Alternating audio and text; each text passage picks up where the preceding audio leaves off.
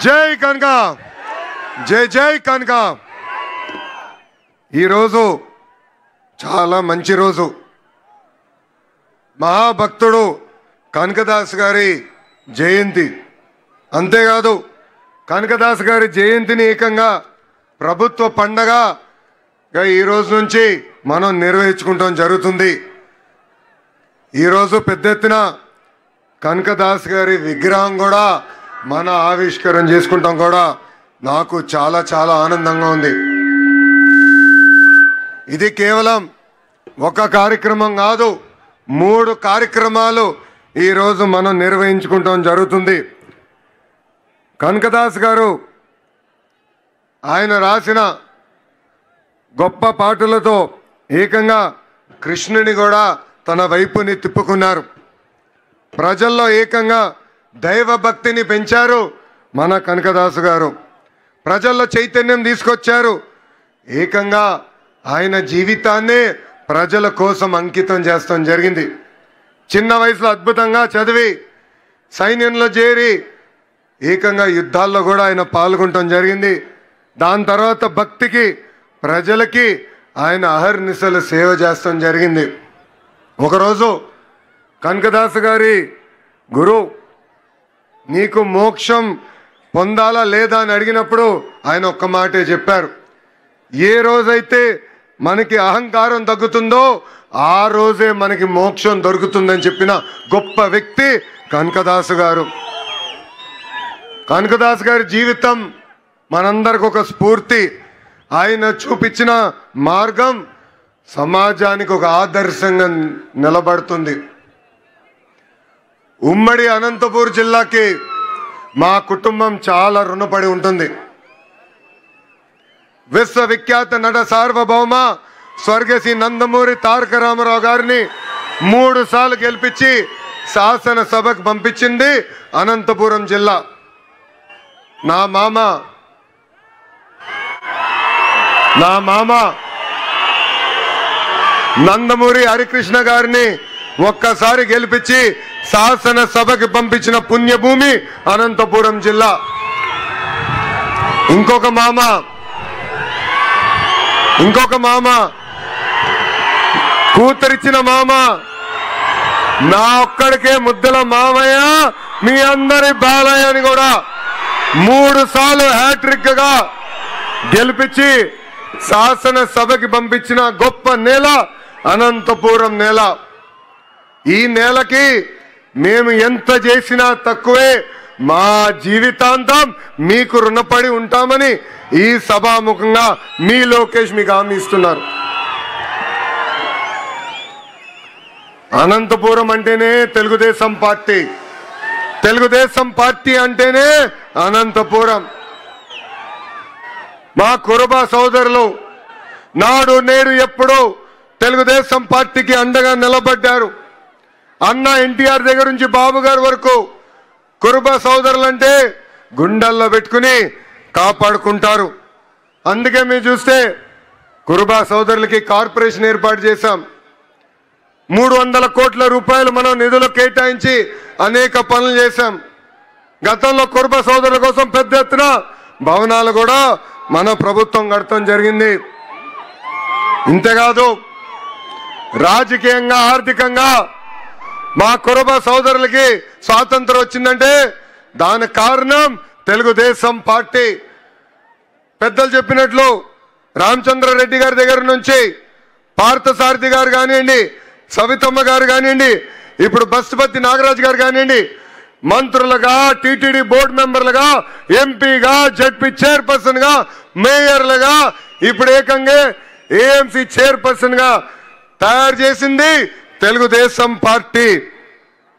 2019 నుంచి 24 వరకు మనం ఒక చీకటి రాష్ట్రం చూసాం, చీకటి రాజ్యం చూసాం. బీసీ సోదరులు బయటకు వచ్చి మాడితే ఆ రోజు మన ఎట్లా కొట్టి తరిమారో మనందరం చూసాం. మన బిడ్డల పైన ఏకంగా పెట్రోల్ పోసి తగలబెట్టి చంపిన రోజులు మనందరం చూసాం. అందుకే మా బీసీ సోదరులు ఒక తిరుగుబాటు వచ్చింది. తెలుగుదేశం, జనసేన, భారతీయ జనతా పార్టీని ఎప్పుడు లేని విధంగా 94% సీట్లలో గెలిపించి మమ్మల్ని మీరు ఆశీర్వదించారు. చేయాల్సిన పనులు అనేక ఉన్నాయి. నాకు ఇప్పుడు కూడా బాగా గుర్తు, పాదయాత్రలో మన సంఘ పెద్దలందరినీ కలిసా, వాళ్ళందరితో నేను చర్చించా. ఆనాడే వాళ్ళకు కోరారు కనకదాసు గారి జయంతిని రాష్ట్ర పండుగగా శాశ్వతంగా నిర్వహిస్తే బాగుంటుందన్నారు. అది చేసి ఈ రోజు మీ ముందల మీ లోకేష్ నిలబడుతున్నాడు.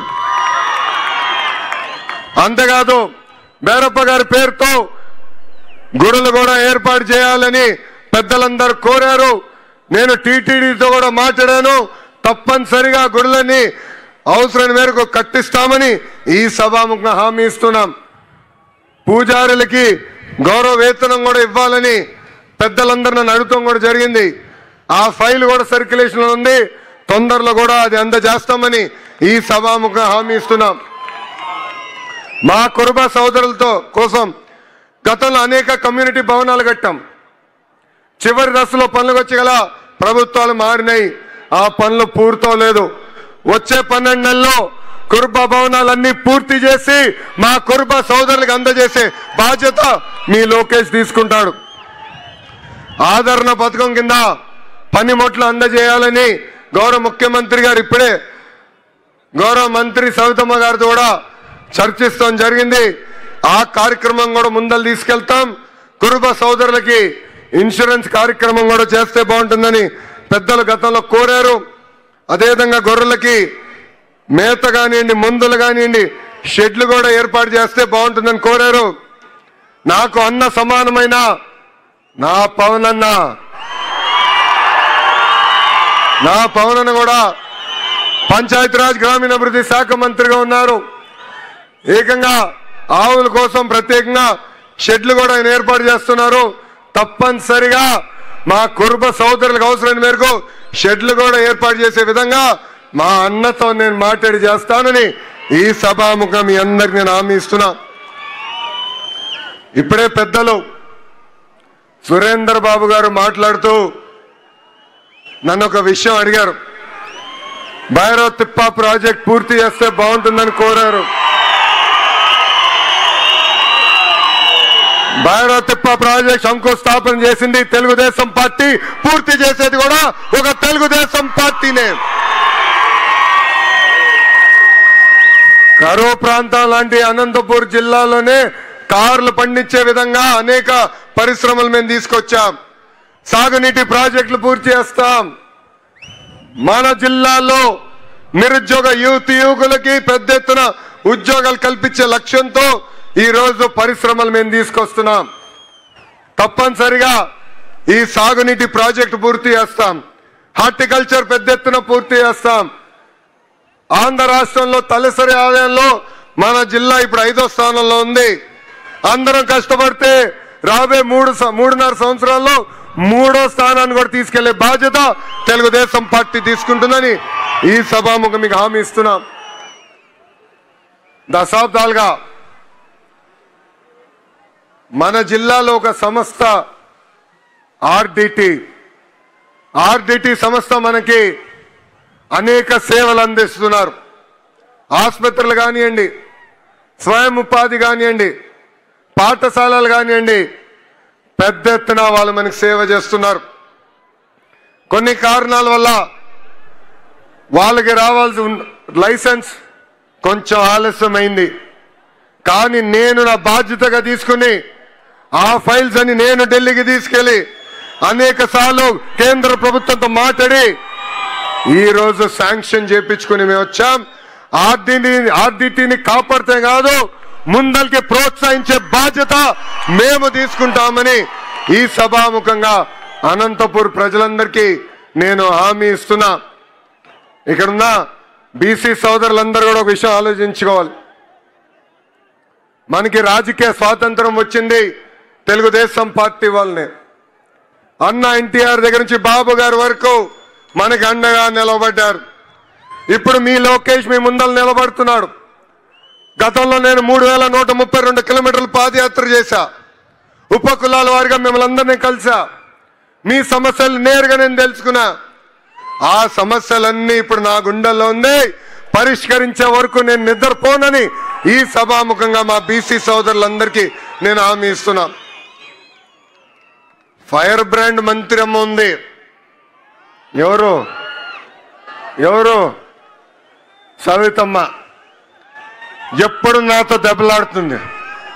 చెప్తా ఉంటా బీపీ బిల్లలు తీసుకో తల్లి అని. చెప్పిన పని అయ్యే వరకు ఎవరిని వదిలిపెట్టదు. 6 నిమిషాలు మా వెనకాల పరిగెత్తి చేపిస్తుంది తల్లి. ఇప్పుడు తల్లి పైన కూడా బాధ్యత ఉంది.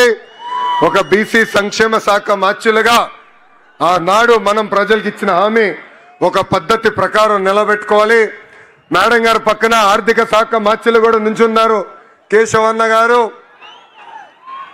డబ్బులు కూడా త్వరితగతిగా విడుదల చేయాలని ఈ సభాముఖంగా పెద్దల్ని కూడా కోరుకుంటూ, అదేవిధంగా పార్థసారథి ఉన్నారు వేదికమైన ఆయన మన తరఫున కేంద్ర ప్రభుత్వంతో పోరాడుతున్నారు. కేంద్రంలో అవసరం నిధులు మన కోసం ఆయన తీసుకొచ్చేదానికి అహర్నిశలు కష్టపడుతున్నారు. ఆయన కూడా కోరేది ఒక విషయం ఉంది. కేంద్రంలో అనేక కార్యక్రమాలు ఉన్నాయి, సంక్షేమ అభివృద్ధి కార్యక్రమాలు ఉన్నాయి. ఆ కార్యక్రమాలు మనం తెలుసుకోవాల్సిన అవసరం ఉంది.